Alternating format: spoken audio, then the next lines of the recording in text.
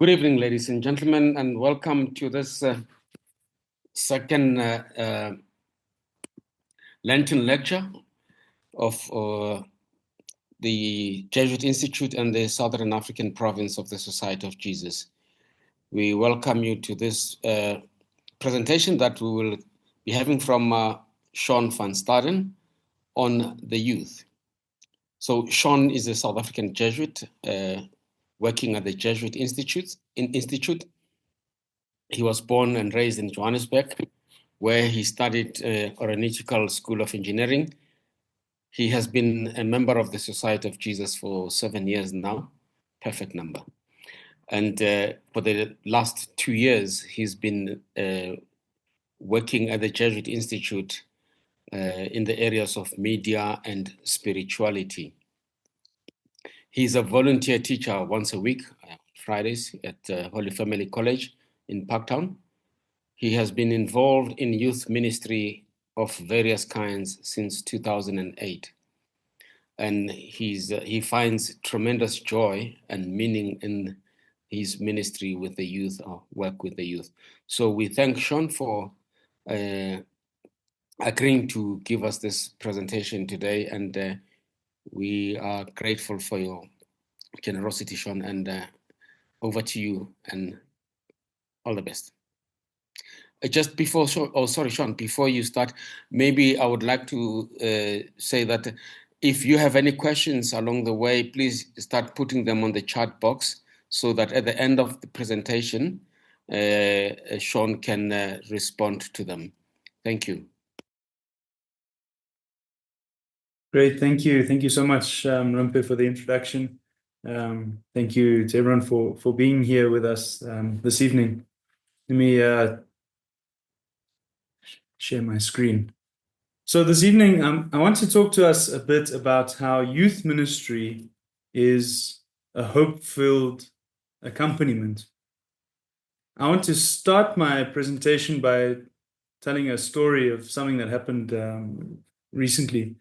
I'm, as mentioned in the bio, I teach once a week at Holy Family College in Parktown. And for the last few weeks, we've been giving retreats, hiking retreats to the young people, taking them for a walk, guiding them through prayer. I noticed on one of the retreats, one of the young men at the retreat, one of the boys at the retreat was, he really didn't want to be there. He was visibly grumpy. He was visibly bored. He didn't want to be there. He was standing at the back of the group. He was sort of looking around, and as we were going through the different steps, he was making every effort he could not to participate properly. And so I kind of thought I need to pay special attention to him. And so I made sure to get his name, to learn his name. I made sure to include him in little activities. And I didn't make a fuss when he was being disruptive. I kind of just let him be. I was firm when we needed to be silent and that, but I generally just let him be. And I noticed that by the end of the retreat, we would take a little walk around the museum at Delta Park. There's a beautiful ecology museum at Delta Park. And by the time we got to that museum at the end of the retreat, he was so inquisitive. His whole personality had changed. He was suddenly asking questions. What's this? How does this work? What's that? And he's saying, I've never seen this before. And suddenly all of this curiosity and energy and joy came out of him. And I was so struck by this change that had come over this young man. And it kind of demonstrated to me that power of accompaniment. I think that accompaniment brought hope into his life.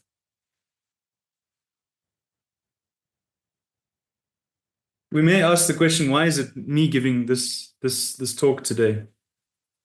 As mentioned, I'm Sean, I'm a Joburg boy, I'm 31, not exactly a youth anymore. If you look at that picture there, you can see some signs of aging at the top there, and a little bit of a new color appearing on the side. And yet here I am talking about youth. Like I said, I've been a Jesuit for nearly 7 years. I've been at the Jesuit Institute for nearly 2 years. But I've been involved in youth ministry for 17 years. I began being involved in youth ministry in 2008 when I attended World Youth Day in Sydney. And when I came back from World Youth Day, now I was known to the youth of the church. And so suddenly I became, part of the youth. I was leading events, I was giving talks, I was doing all different things, helping to pack away chairs, all the stuff that one does at youth ministry. And that really became a part of my life, youth ministry at St. John's North Riding Parish. And it was something that I just felt a deep love for, and it just became something I was committed to and kept doing. Even as a Jesuit, before joining, I was briefly doing some chaplaincy work at Trinity. And as a Jesuit, I've done youth ministry in schools, in hospitals, in parishes, and all these different contexts in which I've been fortunate enough to be able to participate in youth ministry and youth accompaniment. And I suppose that has led me to a lot of reflection about it, what it means, how to be an effective youth minister. And I suppose there is an element of grace that is from God to be able to walk with young people. When I say grace, I mean a gift, and that's something that I've been able to see in myself, and that has been nourished by the young people that I've ministered to and that other people have pointed out. And so I'm quite excited to be able to share some of my insights from youth ministry over these many years. And I'm also excited to talk about and to look at and to compare my experiences of youth ministry with some of the recent documents that have come out in the church. And so that's the approach I want to take today, is to have a look in particular at three different elements that are going on in the church right now. One of them is the Jubilee Year of Hope. Right, we know that the series is all about hope. We are in the Jubilee Year of Hope. We are pilgrims of hope. And so the theme running through all of our Lenten lectures this year has been hope, and what hope means in different contexts. Last week, what does hope mean for migrants? This week with youth, another week in spirituality, and so on. And so I'm kind of excited to see how the Jubilee Year of Hope speaks into that experience of youth ministry. Another thing I'm excited to look at is the universal apostolic preferences of the Society of Jesus, or what we call the UAPs, which are the sort of guiding preferences of the Jesuits from 2019 to 2029. There are 4 of them. You can see them in this picture on the right, showing the way to God, walking with the excluded, journeying with the youth, and caring for our common home. The third one, in its full articulation, is to accompany the young in the creation of a hope-filled future. And it's so striking that that's the way they phrased it. I mean, this is a phrasing that's now 6 years old, and yet it's bringing together these elements: accompaniment, which I've spoken about, youth, and hope. And so it's kind of tying together all these strands to accompany the young in the creation of a hope-filled future. And I will be looking at some of the lines in the document that promulgated these preferences, that gave them to the Jesuits as a guiding document, to look at how we might think about youth ministry and hope. We might ask, why are we talking about the UAPs? They're only the UAPs for the Jesuits, right? They're only a guiding preference to Jesuits. But in the document in which these were promulgated, it was observed that these 4 themes are not just the themes of the Jesuits. These are the themes of the church at the moment. The Spirit has been moving the church in the direction of spirituality, accompaniment of excluded young people, and care for our common home. The whole church has been moving in this direction. And the Society of Jesus is being moved by the same Spirit that the whole universal church is being moved by. And I think that these are 4 interesting areas, no matter who one is. I think if someone is involved in ministry and seriously thinking about it, I suspect they would find these 4 quite attractive. And so I hope that everyone, even those of you hearing this, are in some way interested in these 4 themes. And many of you here are also collaborators and partners in mission with the Jesuits, and in some way share part of our charism and our work. And so these preferences are certainly for our partners in mission as well. Finally, I'm going to look at Christus Vivit. Christus Vivit is a document it's an apostolic exhortation written by Pope Francis in 2018, and it is the apostolic exhortation that followed the Synod on Young People, which happened in 2018. It's a beautiful document, a very rich document. I will scratch the surface with what I will share from this document. And so I encourage you to read it on your own. Maybe hopefully this talk will make you, whet your appetite to go and read Christus Vivit on your own. It means Christus Vivit means Christ is alive. And this was very much the theme of the Synod on Young People. What's interesting about the Synod on Young People is that it was one of the first synods that really had a global participation and consultation phase. The recent Synod on Synodality had a much bigger consultation phase, and I'm sure many of us were involved in it in different ways. But the Synod on Young People was one of the first that sent out an online interviews to young people and questionnaires and asked them questions. And it had young people present at the synod in the synod hall, and a lot of their sharings come through in the final document, and they certainly come through in Christus Vivit as well. So these are the three kind of guiding documents that I'm using in my talk, but I'm going to structure it not according to the three documents, but according to 5 themes that I think come out in different ways in these documents and in my own experiences of youth ministry as well. So the 5 will be the tropes, then the hope. What is hope? Then I want to look at images. What is our image of a young person? Then I'll think about spaces, the spaces we create for young people. And finally, styles. I want to think about the styles in which we conduct our youth ministry, the style of youth ministry. So let's get the tropes out of the way. The things I'm going to share here are not untrue and they're not unvaluable, but they are somewhat obvious. They're the things that when you think about young people and hope, you're automatically going to think of them. So, but they're not invaluable. But I want to share slightly different things later on in the talk. But I think it's important to acknowledge these. So the youth have the most future to hope for. They're young people, and so they've got much longer lives ahead of them, and so they've got more of a future to hope for. They've got more to hope for in some sense. Young people are inherently hopeful. This was said just the other day at table in my community. Young people are inherently hopeful. When you walk around an area in which there are many young people, you get a sense of hope and excitement. These people are living for something they're excited about their lives. So young people are inherently hopeful. Another one is that the youth are the hope for the future. We always hear this, don't we? Whenever we talk about young people, they are the future of the church, the future of our world. Again, it's true. Young people are one day going to be our future leaders and the future of the church, right? They're also the now of the church, but this is something that we hear often when we think about young people and hope. And finally, let's build a better future for young people. Again, true and valuable. Yes, we should build a better world for young people. We should think about the future and future generations when we think about the impact of our current actions. Again,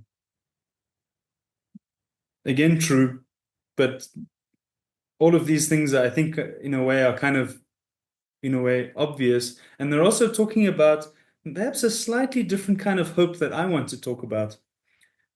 I think when most of us think of the word hope, we're thinking of kind of something we would like to happen in the future, right? So I hoped that it would be sunny today so that I could be able to walk around in the garden and enjoy the sun. But unfortunately, it rained. We might have like hope for things to happen in the future, right? But they're still indeterminate whether or not they will happen. There's a certain kind of waiting and expectation that has to happen with most of these kinds of hope. But Christian hope is a bit different. So what is hope really? Let's look at what the papal bull, which promulgated the Jubilee Year of Hope, had to say about hope. It begins with this reference from the letter of St. Paul to Romans. Hope does not disappoint. Hope does not disappoint. In fact, that's the name of the document. which it has a Latin name, but it means this: hope does not disappoint. Right? This is a different kind of, this hope is almost sounding like certainty, isn't it? It's not sounding like something we think might happen. This is something that will happen. Hope does not disappoint. Christian hope does not deceive or disappoint because it is grounded in the certainty that nothing and no one may ever separate us from God's love. There's the Latin name, spes non confundit. Christian hope does not deceive or disappoint. It is grounded in the certainty. And what is it grounded in the certainty of? That nothing can separate us from God's love. Right? Our hope is a certainty, a surety that we are loved by God. It's not something we're not sure of is going to come. We know we are loved by God. And then we can live in the kind of confidence that comes from that comes from that certainty. Hope is born of love and based on the love springing from the pierced heart of Jesus upon the cross. Not only are we sure of that God's love, but we even have a visible sign and surety of that love. We can even be certain of that love, and that love, we are certain of it because of Jesus, because Jesus shows that God is willing to come and be among us, live among us, be one of us, and to die for us. And so that's that love springing from the pierced heart of Jesus upon the cross. So Christian hope is not an idea or a thought or an expectation. Christian hope is a person, and that person is Jesus. And therefore, Christian hope is relational. Christian hope is all about relationships. It's a hope rooted in love, born of love, and centered on this person of Jesus. In fact, more than that, it is Jesus. Our hope is a person, and that person is Jesus. Now I want to ask all of you a question, and you can just think about it for a moment. What is your image of a young person? How do you think about young people? What words come to mind when you think about young people? Perhaps if you want, you can write in the chat some of the words. They may be positive, they may be negative. What are the words that come to your mind when you think of youth and young people?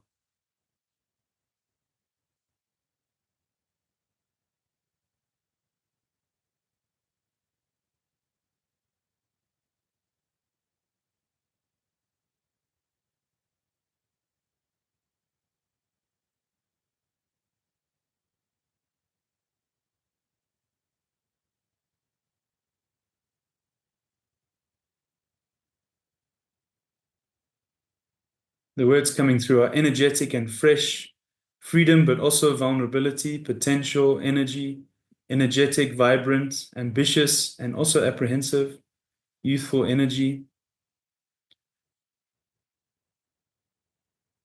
We're seeing commonly words like energy, ambitious, also vulnerable, joy.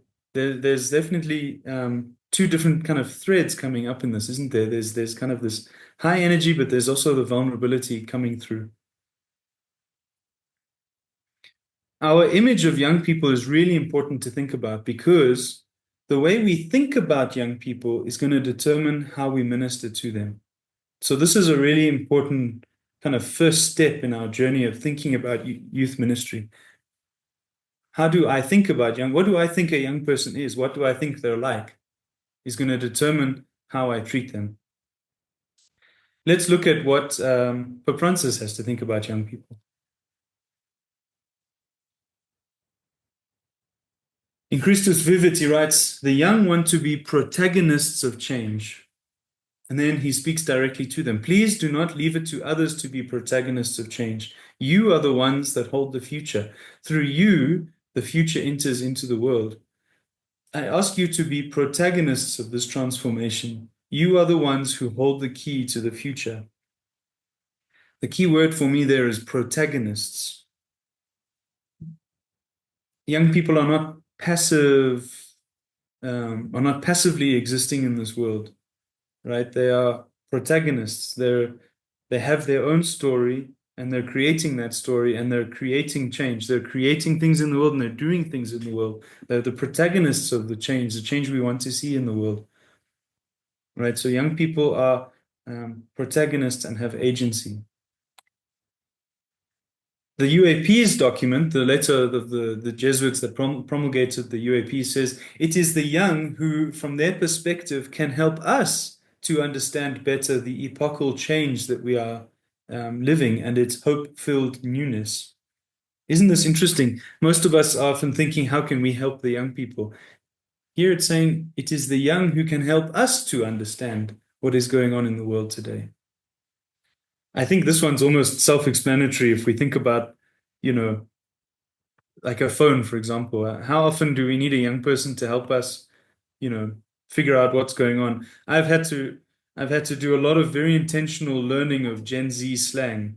A whole new way of speaking is emerging. I could not do it on my own. I needed young people to show me and to help me understand their new world, this new generation that's coming up of young people, digital natives, and what is the world to them? They had to help me understand their world.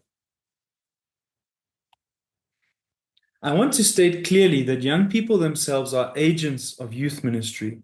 Certainly, they need to be helped and guided, but at the same time, left free to develop new approaches with creativity and a certain audacity. The two things I'd like to draw out of this is young people are the agents of youth ministry. Again, young people are not, passive bystanders in the church. No, they are the agents. They are the ones that are doing the work. They're the ones that are organizing. They're the ones saying, this is what we want from our youth ministry. At the same time, the very next sentence, they need to be helped and guided. Yes, we have to acknowledge young people have a lot less experience of the world, have a lot less knowledge of different things. And so, yeah, there's also an element in which young people need to be helped and guided. And I think actually both of these need to be held in tension. We don't need to just choose one or just the other. We can acknowledge both of them. And so, in summary, when we think about what is our image of a young person, young people have agency. Young people have full heads and full hearts that are well functioning. I was chatting to a friend of mine the other day, and he's got a young son, very, very young son, and still wearing nappies, but beginning to be able to talk and play and that. And their son was at a party, and he made a poo in his nappy, and so his parents were trying to get him to come and change the nappy so that they can go out and play with the others without making any mess or anything like that. And he refused, and he cried, and he made a temper tantrum, and he was going on and on until my friend called him over and said, if you want to be able to play nicely and you don't want to make a mess on your friends in the jungle gym, if you come do it, we can change you can't do that with the poo nappy. So let's go change, and then you can go and have lots of fun. So he took a moment to reason with him. And then the boy said, oh, okay. And then off he went and he played. They changed the nappy and he went and played. So he had a lot of fun. But what that showed me is that even this young person has the capacity to reason. He's got something in his head already, and he has good intention. He wants to play. He wants to have fun. So he's got his heart in the right place as well. Too often, I think youth ministry has been conducted with the assumption that young people have empty heads and bad hearts. And so we approach them with this approach of, what can I give you? How can I pour knowledge into your head? And how can I change your heart? That kind of youth ministry, in my opinion, will always be ineffective. And frankly, I think it's insulting to the humanity and the dignity of young people. They have full heads, they have good hearts that are well functioning, as I say. Nevertheless, young people are vulnerable. I'm not saying young people just need to be left and do whatever they want. Yes, young people are still inexperienced. Yes, they are still dependent on elders. They're still dependent on their parents for growth, for guidance, and for just their material needs even. A young person left on their own is really going to struggle to survive. Sometimes they really are able to do it very creatively, but nevertheless, there's a profound vulnerability that young people have, and that needs to be acknowledged in our youth ministry.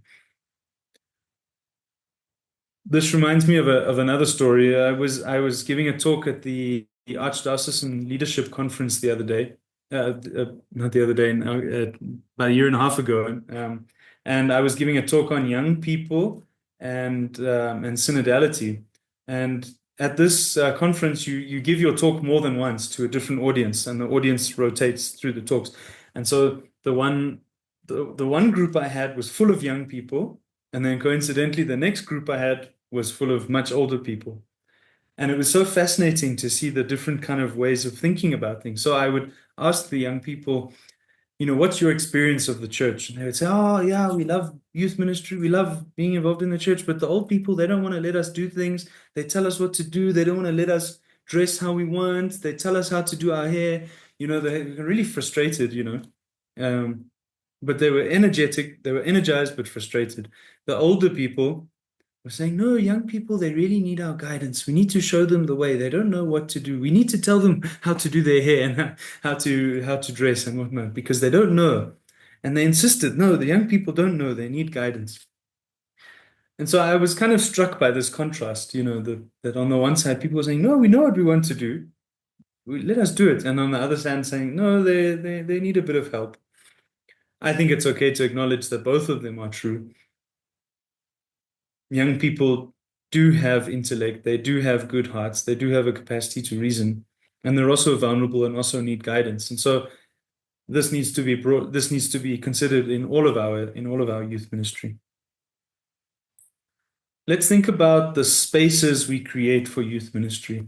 The Jesuit document, promulgating the UAP, said that the apostolic works of the Society of Jesus can make an important contribution to creating and maintaining spaces that are open to young people in society and the church. Right? So they're talking about creating and maintaining spaces in which young people can come and feel safe in both the society and in the church. So that they're not talking about necessarily what we should do with the young people, but at least to create a space where the young people can come together. Pope Francis says youth ministry needs to become more flexible, inviting young people to events or occasions that provide an opportunity not only for learning, but also for conversing, celebrating, singing, listening to real stories, and experiencing a shared encounter with the living God. There's so much in that. There's so much that can be offered there. We're talking about creating a space where young people can come and they can learn, and they can have conversations, and they can celebrate and have fun, and they can sing, and they can listen to one another, tell their stories and listen to these stories, and they can have an encounter with the living God, prayer, and not only that, but share that experience, a shared encounter with the living God. So they have that encounter with God with one another as well. I think that's a really beautiful image of youth ministry. Goes on to say that social engagement and direct contact with the poor remain fundamental ways of deepening one's faith and the discernment of one's vocation. Here now, Pope Francis is bringing in an element of service, social engagement, direct contact with the poor as important aspects of youth ministry. We can't just have an inward-looking youth group. It can't be a youth group that just sits in the youth room or sits in the parish hall and then and sings and prays and then leaves and does nothing. No, there needs to be a social engagement, a direct contact with the poor. And this has an effect. It helps to deepen one's faith and gives an opportunity to discern one's vocation. Certainly, I can relate to that in my own experience. I remember before I joined the Jesuits, I went as part of the last Jubilee year, the Jubilee Year of Mercy. One of the initiatives I decided to take up was to attend the Bible study with homeless people at Holy Trinity in Braamfontein. And I remember just being blown away by that. There I was sitting, reading the Bible and drinking tea with people who, a few minutes ago, I would have wanted to run away from or close my window towards. And here I was sitting with them. And it just blew my mind. It completely shook my whole frame of reference of homeless people, on even of faith sharing and of people's knowledge of the Bible. I mean, it blew my mind. It deepened my faith, and it gave me an opportunity to discern my vocation, because it certainly started a trend for me that made me think, actually, I want to live a life of contact with the poor and service with the poor and ministry with scripture. And now I find myself in the Society of Jesus. And so I certainly see this discernment of one's vocation being aided by the social engagement and direct contact with the poor. And I'd like to say that, yes, another element of the spaces is discernment. We can create a space for discernment. And so, a summary of spaces: we want to create spaces for young people in which they can have an encounter with God, an encounter with themselves, an encounter with others, and indeed an encounter with creation. We want to create spaces where people can have an experience of prayer, an experience of friendship, an experience of learning, and an experience of service. We're creating spaces in which prayer can happen, spaces in which friendship can happen, spaces in which learning can happen, and spaces in which service can happen. We just need to create that space and then allow them to be able to do that. We don't have to actually make them do that. You create the space that is conducive for these things to happen. And finally, we want spaces that are conducive for discernment. We want our youth groups to be places where young people can discern God's will in their lives and discern their vocations and discern what God is calling them to. So we can think about the styles of youth ministry. The UAP's document says, to accompany young people demands of us authenticity of life, spiritual depth, and openness to sharing the life mission that gives meaning to who we are and what we do. And again, there's so much in it. It's just one sentence, but it gives you so much of what the kind of style that our youth ministry should have. Accompaniment, a style that embodies accompaniment, or a style that utilizes accompaniment, not directiveness, not forcing people to do things, but walking alongside people. Accompaniment is one of the styles. Authenticity of life. Young people can spot very quickly when you are not authentic. Authenticity of life. Spiritual depth. Again, we need to be helping. When we're helping young people, we can't just be doing it in a superficial way. There needs to be some depth and some integrity in what we're doing. And a spiritual depth. We need to have our own personal relationship, deep relationship with God, and openness to sharing our life, sharing our spaces with these young people. These are all pointing at the kind of style that needs to be there for youth ministry. Pope Francis says, the first thing we need to discern and discover is this: Jesus wants to be a friend to every young person. I think this is a beautiful indication of the kind of style that we should have when we minister to young people. Jesus wants to be a friend to every young person. If we have that as our underlying assumption, how are we going to approach the young people? I think we would approach them with friendship ourselves, because we want to help them grow in friendship with Jesus. Jesus wants to be their friend. And so we have the kind of respect for them that this is someone who Jesus wants to be friends with. How can I also be friends to them? How can I show them what friendship is like? How can I receive their friendship? How can I allow them to show me what friendship means? So friendship becomes part of our ministry. Youth ministry has to be synodal. It should involve a journeying together that values the charisms that the Spirit bestows in accordance with the vocation and role of each of the church's members through a process of co-responsibility. Motivated by the Spirit, we can move towards a participatory and co-responsible church, one capable of appreciating its own rich variety, gratefully accepting the contributions of the lay faithful, including young people and women, consecrated persons, as well as groups, associations, and movements. No one should be excluded or exclude themselves. Again, this tells us the kind of style in which our youth ministry should be conducted. Synodal, right? So we know that synod means journeying together. So already, if our youth ministry has to be synodal, it means that our youth ministry has to be about journeying together. It should be about accompaniment and about walking alongside each other. And there were also the three big words of the synod: communion, participation, and mission. And you see how this paragraph is talking about we need a participatory and co-responsible youth ministry, a co-responsible church. What this means is that young people should be participating in the church. We need young people as readers, as ministers, as participating in St. Vincent de Paul, right? There should be no exclusion of young people. But I love what it goes on to say. It's not just about saying young people, but all people, everyone in the church, young people, lay faithful, men and women, consecrated people, different groups, they should all be involved. I think there's a real challenge there to ask, who are we excluding? And there's another challenge there that says, no one should be excluded or exclude themselves. Maybe we should ask ourselves, in what ways am I excluding myself from youth ministry? Or what way is my group excluding myself, not just from youth ministry, but from ministry and participation in the church with this communion, this participation, and this mission? And so, in summary of the styles, we want a style of accompaniment. We want a style of authenticity. We want a style of depth. We want a style of openness. And we want, finally, a style of relational ministry. Let me say something on authenticity again. We have to be ourselves when we do youth ministry. You cannot try to pretend to be someone else. That doesn't mean we shouldn't also try to relate with the young people. So there needs to be a tension between authenticity and relatability, right? So we do need to know the music and the slang of young people, even if it's not our own music and slang.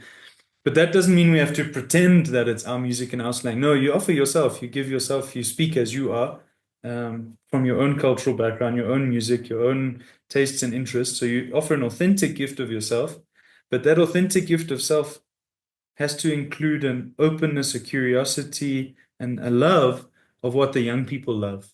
Right, so that authenticity and relatability have to be in tension with each other. And I'd like to say something on relational ministry. Relational ministry is a style of ministry in where one ministers through relationship. Right, the methodology of our ministry is relationship and friendship. So we help people to grow closer to God through ministry, through relationship. Right, it's not a ministry of preaching. It's not a ministry of feeding or doing any of these kinds of works of charity, as good as those are. But this is a ministry through friendship.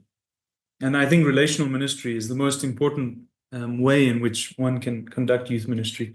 You have to be a friend to the young people if you're going to minister to them. And again, I can think of stories to talk about this. I thought I once giving a talk at Orlando West Parish, at our parish in Orlando West, St. Martin de Porres. And I don't even remember what I spoke about that day. But what I do remember, and what I know the young people remember, is that at some point there was a long gap. We had to wait for something to happen. It was almost an hour gap. And so we sat out in the garden by the flower beds. We've got sort of raised flower beds. So we were sitting on the bricks by the flower beds and just chatting, as they say, shooting the breeze, just sitting there chatting and about all sorts of different things. And that is the conversation most of the young people remember. And that's the conversation I remember. I still remember some of the young people telling me, no, you need to go drink boba tea, and that had to become my mission when I left there, to go drink some of this tea. And, I do remember that, even though I don't remember what I actually spoke about that day. And also more recently at Holy Family, there was a day when we finished something early, and so we had to wait for the school bell to end. And so we just went and stood under the oak tree that they've got there, and just sat chatting under the oak tree. And again, that became the ministry, right? Who knows what I taught in class that day, but what I remember is that we sat under the oak tree and had wonderful conversations. In fact, I ended up staying well after the final bell had gone, and the other kids as well. Just they were quite happy to stay and chat, and I think that speaks volumes about what the needs of the young people are and what their hearts really yearn for. Is this kind of real engagement, real authentic friendship. with people. And I think that it's our role as youth and anyone involved in youth ministry is to offer that gift of friendship to young people. And so all of that to kind of bring it all together and bring it back to the theme, youth ministry is a hope-filled accompaniment, right? Remembering that hope is rooted in the certainty that we are loved by God and that God wants to be our friend. And so we accompany young people with that sure knowledge that God loves us and that God loves these young people and wants to be their friend, wants to be our friend, and wants us to be friends. So it creates a space where we can journey together, pray together, encounter one another, and grow in friendship, grow in our relationship with God, grow in service of others, grow in discernment. And through all of that, we kind of create this beautiful kind of hope-filled environment. And that is my vision of youth ministry. And I hope as we continue in the year of hope, we can continue to try to build up these spaces of this kind of hope, this kind of relational and certain hope. So yes, thank you so much. I leave you with that. Youth ministry is a hope-filled accompaniment. Thank you, Sean. You can stop sharing now. Wonderful. Thank you for your intervention and your thoughts. So we'll go directly to question. The first question that I noticed on the chat box is from Debbie French and Terence Kremer. There seems to be a trend in some Catholic spaces, schools, youth groups, and seminaries of a move towards conservatism and traditionalism. Why do you think this is, and what should be the response? What should the response be? Yeah, that's a good question, and definitely a trend that we're observing. There's a definite move towards conservatism and traditionalism. I'm often a bit shocked. I sometimes go to parishes, and it's the young people you'll see wearing veils or receiving communion on their knees and on the tongue. Which I mean, I understand, I respect them as gestures of piety for these young people, but it's a sign of this conservatism and traditionalism. I think young people are looking for certainty, perhaps, and I think they're looking for identity as well. They're looking for certainty and identity would be my guess as to why there's this trend, especially in a world where it doesn't give you identity and certainty so easily. I think that our modern world just leaves you more in confusion than certainty. Just go watch the news for an hour and you'll need to take anxiety pills afterwards. And so I think young people are looking for that. How do we respond? I think we respond going back to what I said about what Jesus wants for us, that relationship. I think that's the center of everything. Jesus wants to be our friends, and so if we can turn that into our identity, I think then we don't need to look for these traditionalism and signs of conservatism and identity, because our identity will be rooted in our relationship with Jesus. And then that can flourish in its own way, hopefully with more freedom than with than some of the signs we are seeing in traditionalism. Yeah, and Sean, I just wanted to bring just on the point of friendship. I mean, how do you balance the tension, the tension between the healthy tension between friendship and parenting? Because at some point, yes, friendship is encouraged, but there's parenting as well that needs to be done. Yeah, that is definitely a big challenge. I think and I think that came across certainly in that experience I had with the young people and the old people at the conference. The young people were sort of saying, "No, we want to do these things," and the old people saying, "No, you need guidance." I think you have to acknowledge that both of them are true, and so there has to be a proper space for parenting.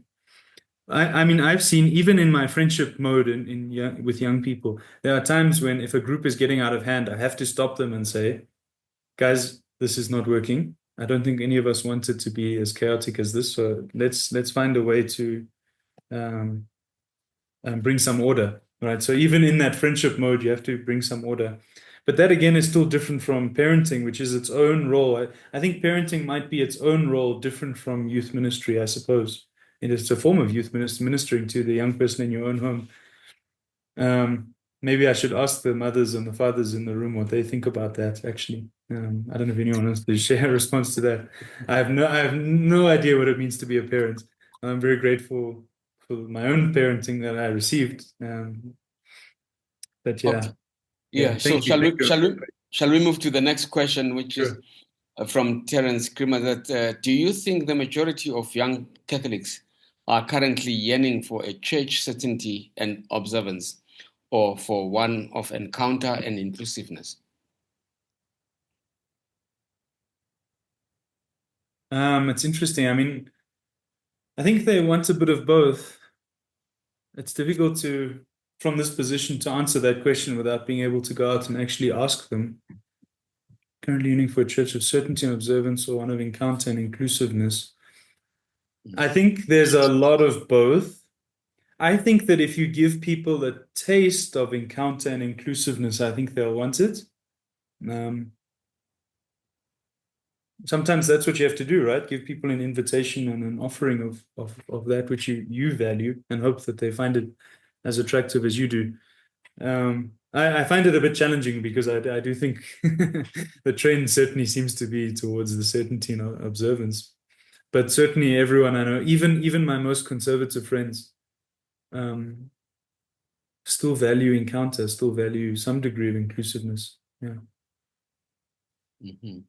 I mean, it's all about synodality, isn't it? Synodality, including everybody, inclusiveness. Yeah. In fact, on that point, I remember once I posted something about the synod on synodality, and then a very conservative Facebook friend of mine who loves to attend, the old rite masses and all these things, he kind of said, "But what about us? Are we included in the journey together? Don't we get to journey as well?"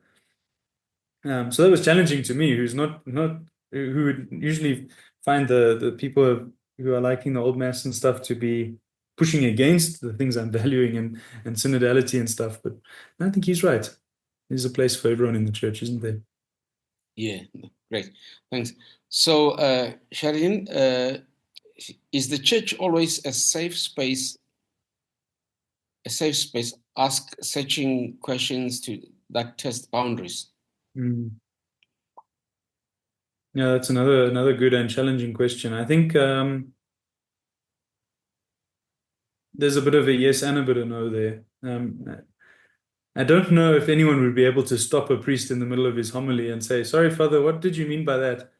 But I think a lot of priests are open to good questions afterwards. And the youth groups I've been fortunate to be a part of were kind of safe spaces. But you do hear horror stories of people who can't. I almost could turn this one into an imperative, right? The church should be a safe space to ask searching questions and to test boundaries. Test boundaries. Talking about test boundaries. The next question asks if what are you saying about people who look for identity, but at the same time they want to experiment? Mm-hmm. And that's part of where young people are, I suppose. We can't Testing minister to them boundaries. without acknowledging that. And then I guess we have to sometimes hold our breath and hope they don't do too much damage. But they're certainly going to learn for it. Sometimes you got to be the one to catch them when they fall. Mm-hmm. Mm. Great. Okay. So I like the picture you shared initially, and it truly gives an overall impression of the youth. Would you say the youth is being maximized in the church and parish? Again, I suppose that depends on the parish, right? Some parishes are very vibrant youth groups, and others have something almost non-existent. The church is being maximized in the youth. Yeah, I think I know some parishes where that's an absolute yes, and I know some parishes where that's an absolute no. Can we all do better? Yes, certainly. I should almost put that back to you. What about in your parish? Are the youth being, well utilized there, or in your own parish? And I suppose it depends on how how synodal the parish is. That's true. Yeah, that's true. And that can often come down at many levels. The parish priest, but also the youth, also the leaders at the church. The gatekeepers of our churches, and then the youth themselves. How proactive are they? Mm-hmm. Okay. So So are there any themes that draw the youth currently? Are questions of international politics, gender politics, Catholic Church exclusivity, climate change, AI being discussed? Yeah, certainly. Young people have all of these questions. Like I can think of the nearest example I can think of is maybe my classes at Holy Family, and they every single one of those themes have been asked of me. AI is something that gets talked about a lot online, but I don't hear young people asking about it a lot. I think they're quite happy to ask ChatGPT questions and kind of move on. But internet people are very interested in what's going on. They know a lot about what's going on, with the current geopolitics. They know a lot about gender politics. And I always find it very interesting because, you'll have in the class, there'll always be one there that sort of says, no, no, the Bible says we cannot have this. And then the other one will say, no, no, no, but we need to be kind to one another. So they actually do know what's going on in the church and in the Bible. Catholic Church, you'll see some young people saying, "How the Catholic Church is so terrible? How come they can't have women priests?" And the other ones will say, "No, but God only had them." They have the kind of theology of why. So yeah, they are discussing all of these things. I wonder if there's any more that I can think of. Well, there's I'll another think. question that Oh, sure, let's go for that. But yes, touches on, certainly the theme I think, suggests that they conservatism. yes. Lately, there has been a notable increase in the number of youth being attracted to more traditional and conservative forms of faith expression, particularly in liturgy, especially in the West. Do you notice the same in the church here in in the South? And what could be the reasons for similarities or differences? Yeah, and again, yeah, yes, there is that trend of growing kind of conservatism, but I also think the Catholic Church in South Africa, at least in Joburg, is a bit complex, and it's a bit different from, say, the church in the West, because we don't have an homogeneous church here at all in South Africa. If you go to mass in the suburbs, you're going to have a very different experience to going to mass in the township, and then you're going to have a very different experience if you go to mass in the inner city parishes where there's largely migrant communities.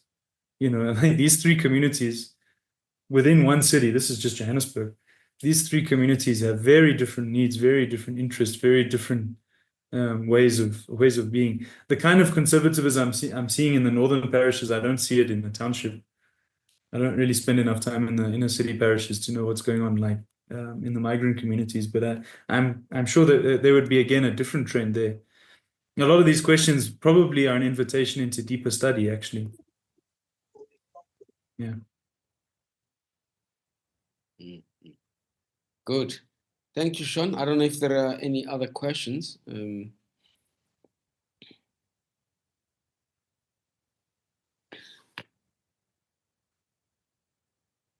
the issue of, I mean, you mentioned earlier on, and there could be tensions between the different generations, as it were, and there's the issue of the culture of encounter between the youth and the elderly, and how can that be better managed in the spirit of synodality? Because even the issue of synodality, it's still a excuse me, it's still a challenging concept or phenomenon in many parishes, and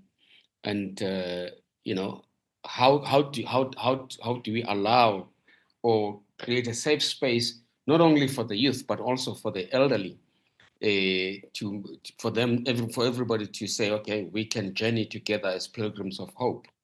Yeah, that's a good question. And actually, Christus Vivit has a section on the elderly and how young people can relate better with the elderly. I'm not remembering the details in it now. I probably could have actually made that an entire section in the talk. I think there needs to be a bit of mutual respect, perhaps. So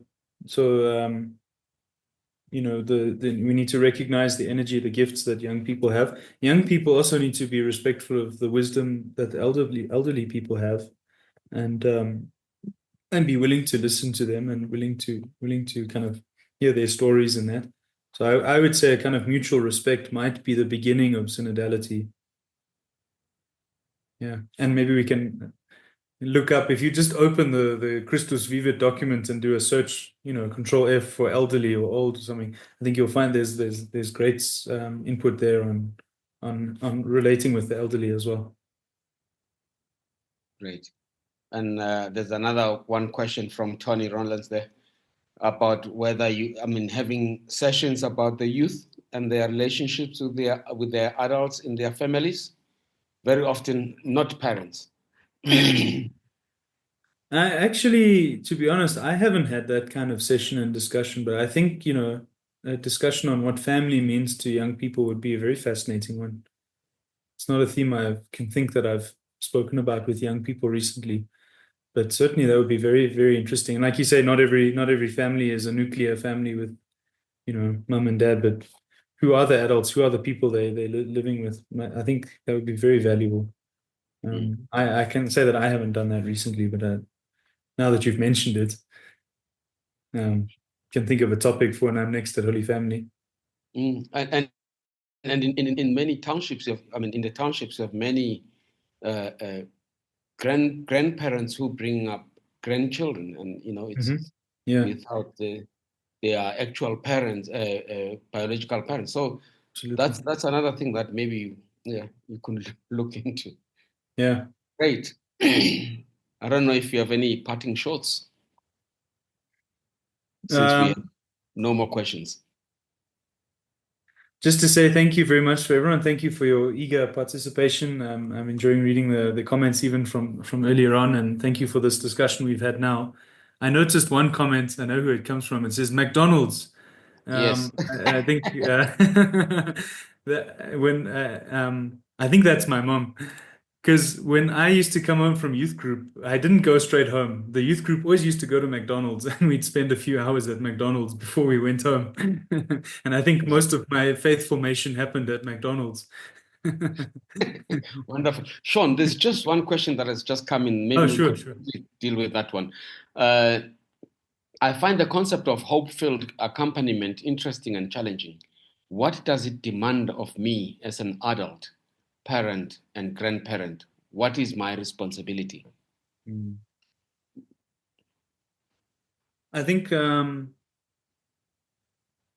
responsibility, there's so much beyond what I can really say. There's so much responsibility in being a parent and a grandparent beyond what I can say. But what I can say is there's great value in accompaniment, right? So being willing to journey with the young people in your life. And then there's the hope-filled part, right? So that the hope that's based on a relationship with God, and the hope that's based on the knowledge that God loves us. So, live your life with the people in your life with the knowledge that God loves you and God loves them. And I think that's kind of what the meaning of hope-filled accompaniment. Great. Wonderful. Thank you so much. We are now at the end of our lecture today. Thank you, Sean, for that thought-provoking presentation, and very interesting. So, and thank you to everybody who has attended. And just a reminder that all these talks during this season of Lent will be up in the Jesuit Institute website. YouTube channel. Sorry. So, for example, the one from last week is already up in the Jesuit Institute YouTube channel, and this one too, it will be uploaded during the course of the week. Thank you so much, and have a blessed evening. God bless. Thank you. Thank you, everyone.